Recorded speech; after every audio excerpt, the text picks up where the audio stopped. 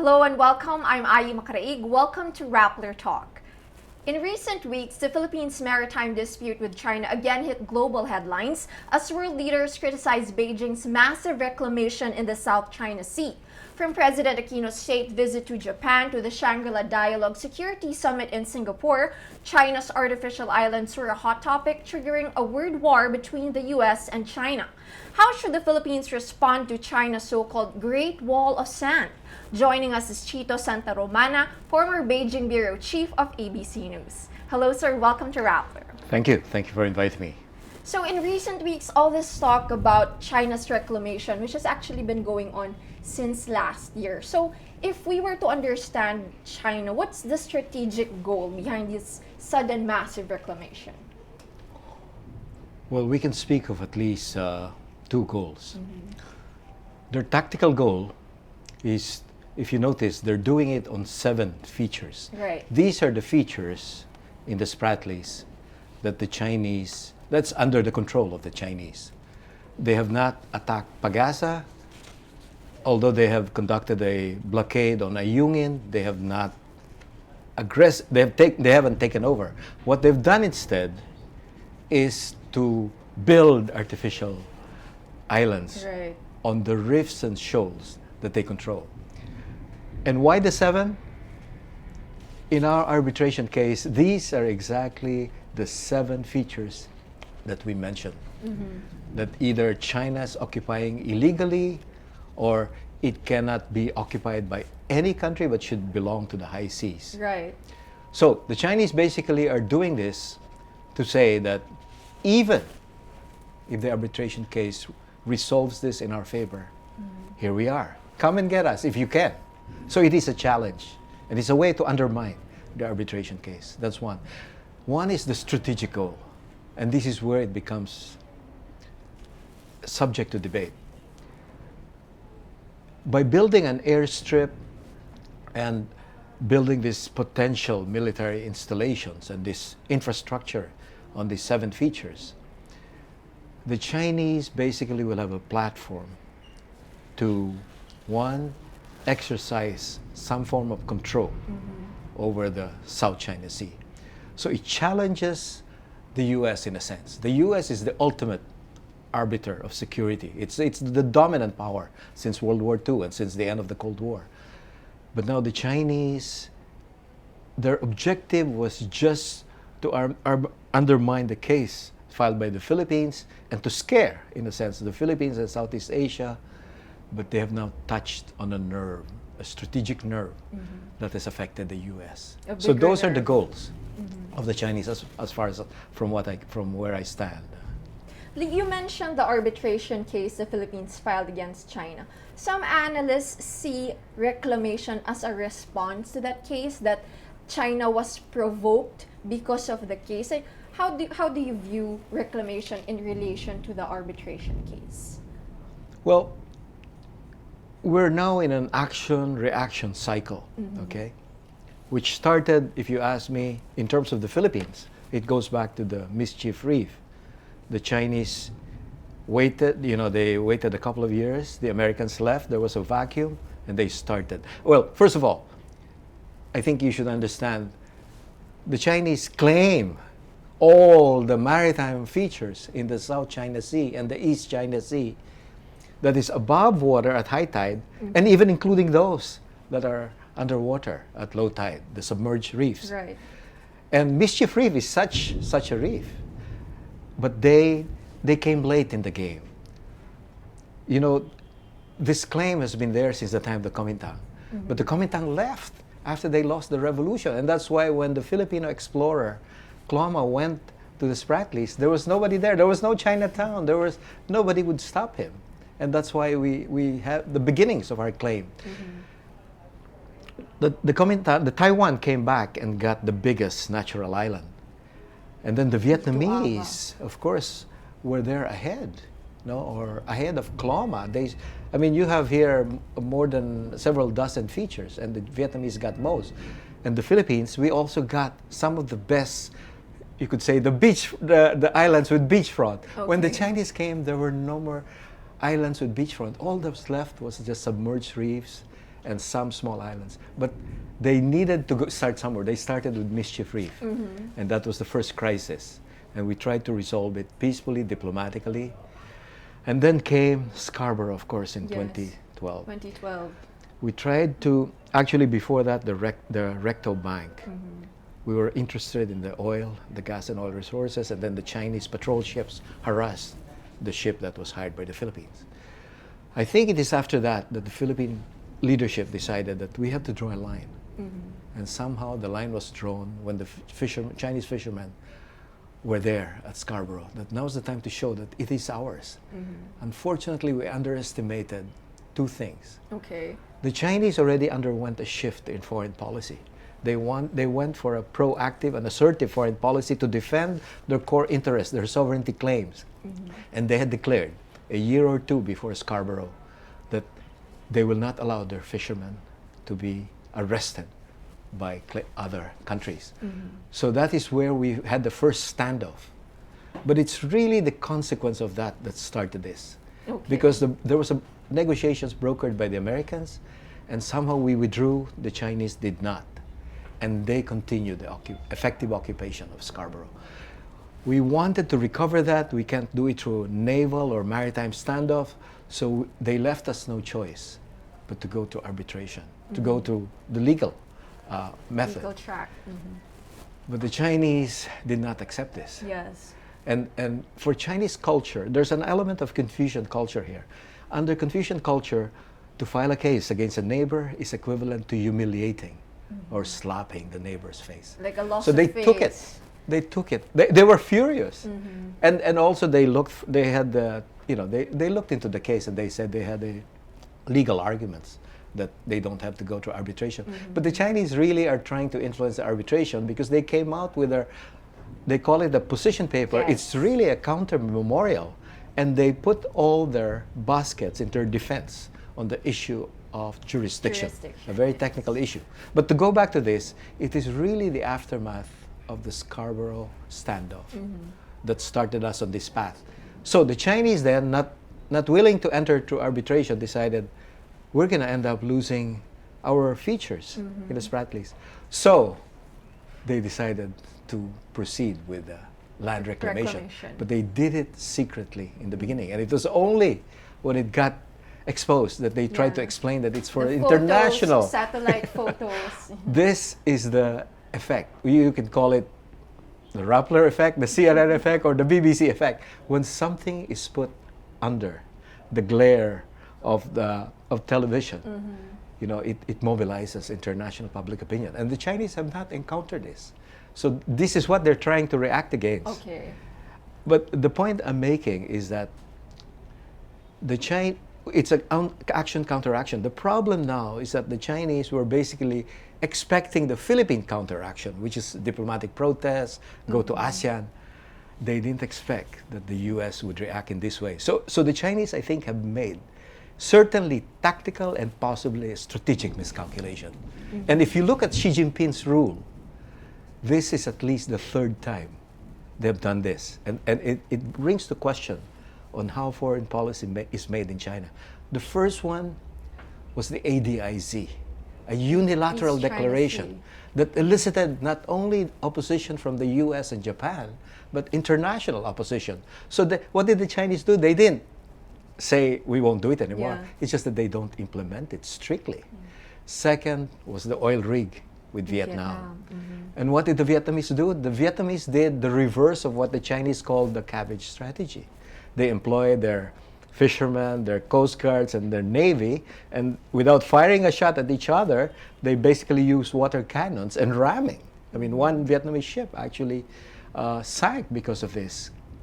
And this may be the third one. Reclamation. Reclamation. So the question is, what will the Chinese do now? How will they react? I think they're basically caught in a bind. They will continue with their reclamation. But because the Americans have made a big fuss about militarization, it may moderate. Because if the Chinese were to introduce anti-ship missiles or anti-air missiles, this would be a bigger story, a bigger case. So it bears watching, because the Americans will continue with their air and naval patrols, the Chinese will continue with their cat and mouse game. But if the Chinese maintain a certain distance, then you won't have any accident or miscalculation. But if what happened last year off Hainan, when the Poseidon, the US plane, was doing a surveillance, and the Chinese J-11, this is like the Chinese version of the Su-29 or the Su, higher version of the Russian jet, they did a barrel roll very close to the American jet, so the possibility of accident or miscalculation is there. Is it higher now? Oh, it's certainly there. It depends on how the two sides, how much distance US and they'll China. maintain. There is one case though, 2001. This is the case when the American surveillance plane was flying off the waters of Hainan, actually in the EEZ waters, and the Chinese plane came near, and their wings, they actually had a mid-air collision. The Chinese jet and its pilot crashed into the sea. And the American plane had to crash land into Hainan, and the American crew was detained for more than 10 days. And this provoked a diplomatic and political crisis. So you could have a repeat of that, and probably worse. Because can you imagine a sophisticated Chinese jet falling into the ocean? Or a Poseidon, a 737 falling into the ocean? All bets are off. So this is what has to be avoided. An accident that could turn into a major incident, that could turn into a possible conflagration. But both sides, I think, neither the US nor the Chinese want that, a direct confrontation. The Chinese for sure don't want a war with the US now because they could lose. And the century of humiliation that they're talking about, that they want to overcome, could be repeated. So that's the least they want. But we cannot preclude a short, sharp conflict if there is a miscalculation. Let's talk about the US response. You mentioned the Americans. What took them to respond this actively or aggressively this time around? Because previously the US would say, we do not take a stand on territorial disputes. But this time around, we saw in Singapore, their officials were very strong about speaking against reclamation. So why that shift this time around? Well, in the case of the reclamation, it touched a nerve. In the case of the US, their strategy, their rebalancing. Because it will now put the Chinese into a position where they could exercise a form of de facto control over the South China Sea. And this is something the US is not prepared to do so. Because if you look at the rebalance, this is actually an expression on the US side that they will not give up their dominant position in the Asia-Pacific region. And if you look at what the Chinese is doing, the rise of Chinese power, particularly its naval and military power now, is challenging the American, and it's shifting the balance of power. So we are in the beginning here. These are the opening salvos of what we're seeing as a historic transition. A rising power that is China, challenging established power that is the US. But of course, there is more.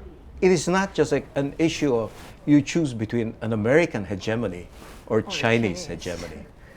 Those are the two alternatives. Will the Chinese restore the Middle Kingdom and the system of tributary states? Will the American maintain their system? They call it the rules-based, American-backed international order, which the Chinese are challenging. You could actually have another alternative for the US not to be the superpower, but to become a major power. And the Chinese, from a regional power, becomes a major power. But then you have Russia, you have Japan, you have India, and you have ASEAN centrality. So you could have a concert of powers that could actually be the situation in Southeast Asia, in Asia. So it's not just a choice between American hegemony or Chinese hegemony. But the Americans certainly are not going to give up so easily. That's for sure.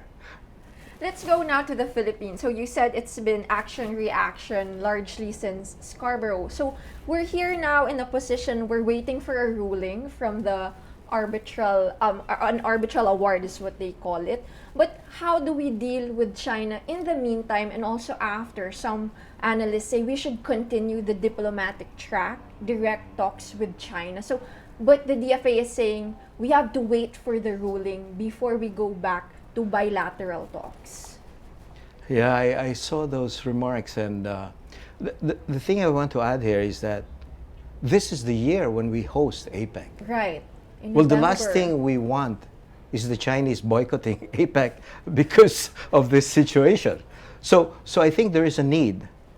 I mean, the Chinese foreign minister has visited all the members of ASEAN and even other Asian countries except the Philippines. They pointedly avoided the Philippines because of the situation. We have to, one, lower the temperature, the rhetoric. Second, we have to restore some form of high-level dialogue. Even Japan has high-level dialogue. Even Vietnam. I mean, all our neighbors except us.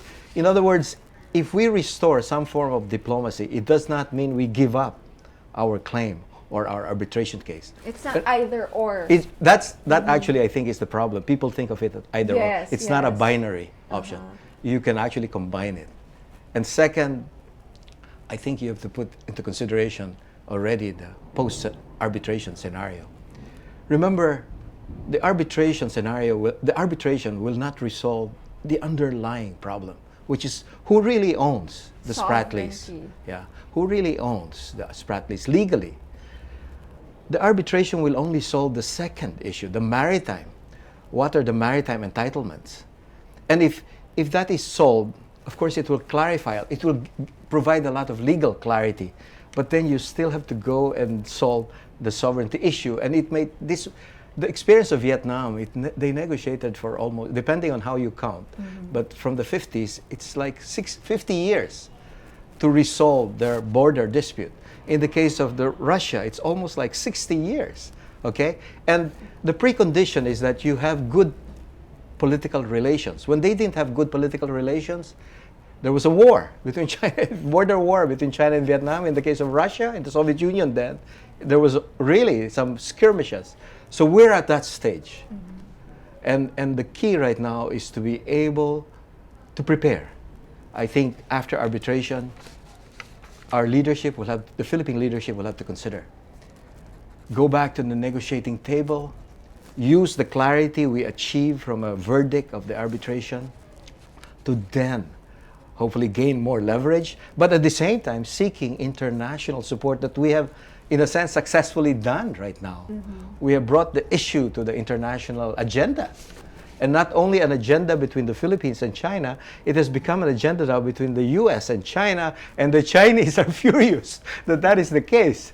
But in a negative sense, it shows, though, the success of this policy. And the question, though, is to pursue this without causing any escalation in conflict. And if possible, to improve the political, to lower the temperature and the rhetoric so that you provide the conditions possibly for a return to diplomacy. After all, both sides are willing. They're willing to have a peaceful and diplomatic solution. The Chinese never agreed to a legal settlement. They only agreed to a political and diplomatic settlement. They've had 14 border disputes with their 14 land neighbors. 12 of them have been solved. The remaining one is with India and related to that, Bhutan. They only solved one maritime dispute case, the case with Vietnam. And it took years, decades of negotiation, but it was successful on a 50-50 basis. There may be a way out for the Spratlys, but it will have to be on the basis of sharing or of a higher degree of statesmanship so that the political leadership of all the claimant states can then come to some form of agreement. I mean, there have been other models in the world, you know, the North Sea, even the Arctic Circle, even in the Southeast Asia with other countries having joint ventures. So there are formulas. The question right now is, it's become so complicated because the territorial, the maritime, and the strategic issues have become so intertwined. Cassie, you talk about the arbitral award next year. They say there are two things to watch out for in 2016. One is the ruling of the tribunal. Second is the elections. Actually, not just in the Philippines, but in the U.S. In But the US as well. I'm concerned about the Philippine elections because we hear the Chinese saying they will just wait this out. You know, they openly say that the Aquino administration has been the most confrontational in terms of the South China Sea issue, and they just plan to wait it out for the next administration. And right now you have contenders like Vice President Binay expressing a position on China. Do you see this becoming an election issue? Well, this could be the first presidential election where the China issue, an issue of foreign policy, could play an important role, precisely because of the context we're in. All the candidates will have to state what their policy will be if they become president, and whoever becomes president will inherit the arbitration ruling, will inherit the land reclamation issue, and will inherit this escalating geopolitical rivalry between the U.S. and China. So for this reason, I think it will play an important role. And it bears watching what each candidate will say about this, because I think they'll come ready. I expect all of them, though, to defend Philippine national interests. The question will be in the nuances and the details, you know. Joint venture, do you have a negotiation, or do we file another case? You know, these are the different options, what to do. But in the case of the Philippines, we've already experienced two extremes in the past 10 years. From the time of Gloria Macapagal, you know, it's like close friendship with China. Yes. At the time, she had problems with the U.S. And now, in a sense, going all the way with USA and with Japan against China. I think, though, we have to look at the best practices in the region. Even Vietnam has not dropped bilateral high-level talks with China. What Heads more of with state. Indonesia and Malaysia and Brunei and the others? We actually are, in a sense, are in the front line. And a lot of people are getting a free ride on us. They want to see how far we can go with our And legal we're the approach. only one, right? We're the only one. Who has dropped We're high carrying the level. banner of, you know, aligning with the U.S., with Japan, with Australia, and in a sense with Vietnam, and trying to get ASEAN. But ASEAN, in a sense, is divided. So our problem really is how to approach this issue in a way that will keep ASEAN unity intact, and at the same time preserve our national interests, and yet not escalate the geopolitical rivalry in the region. It's a formidable task, and it will call for a high level of statesmanship and pragmatism. Definitely a huge challenge for the next president, the next I administration. wish him or her all the luck in the All world. the luck, yeah. Touchy issue. Thank you very much. That's our conversation with former ABC News Beijing Bureau Chief Chito Santa Romana. I'm Ayi Macaraig for Rappler Talk. Thank you for joining us.